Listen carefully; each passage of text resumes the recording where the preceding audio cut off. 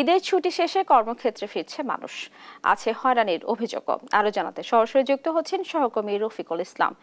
রফিকুল, আপনি নিশ্চয়ই আমাকে শুনতে পাচ্ছেন। রফিকুল, যেমনটি বলছিলাম, ঈদের ছুটি কাটিয়ে কর্মক্ষেত্রে ফিরছেন মানুষ, আর সেই ক্ষেত্রে যানবাহনে বাড়তি ভাড়া আদায়ের কোনো অভিযোগ রয়েছে কিনা, কিংবা যাত্রাপথে ভোগান্তি আছে কিনা, কি বলছেন যাত্রীরা, বিস্তারিত জানাবেন। স্নেহা, আপনি জানেন যে ঈদে ঢাকা সহ দেশের বিভিন্ন অঞ্চলের মানুষ কিন্তু রংপুর অঞ্চলে এসেছেন। তারা আবার ঈদের ছুটি শেষে কর্মস্থল সহ ঢাকার বিভিন্ন এলাকায় ফিরছেন।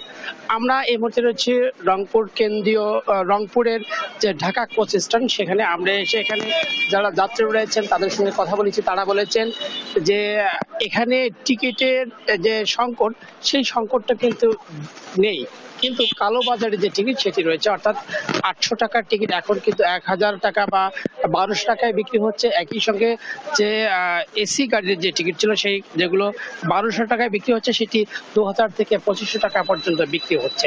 আমরা যারা বাসের কাউন্টারের সঙ্গে সংশ্লিষ্ট তাদের সঙ্গে কথা বলেছি। তারা বলেছেন যে কখনো কখনো তারা 2-1টি টিকিটের ক্ষেত্রে বেশি দিচ্ছে, আবার অন্যান্য যে সময়টি সেই সময়টিতে তারা ঠিক রাখছেন, এমনটি তারা বলছেন। আমরা কথা বলেছি যে বিভিন্ন যারা যাত্রী তাদের সঙ্গে, তারা বলেছেন যে অনলাইনের নামে তারা আগে বুকিং দিয়ে রাখছে, কিন্তু কাউন্টারের বাইরে বেশি দাম দিলেই তারা টিকিট মিলছে, এইরকম তারা হয়রানির কথা বলছে। আমি যদি আরেকটু তথ্য দিয়ে রাখি, আপনি জানেন যে রংপুরে একটি পুরনো রেল স্টেশন রয়েছে, যেখানে কিন্তু আন্তনগর ট্রেনের সংখ্যা মাত্র 10টি। ঈদ উপলক্ষে বিশেষ ট্রেন বা বগি দেওয়া হয়নি, যে কারণে ট্রেনের মধ্যেও কিন্তু যাত্রীর যে ভিড়, সেটি ভিড় লেগেছে। যারা যাত্রীরা আছেন, যারা ট্রেনে নিরাপদে যাতায়াত করতে চান, তারা কিন্তু ট্রেনে গিয়েও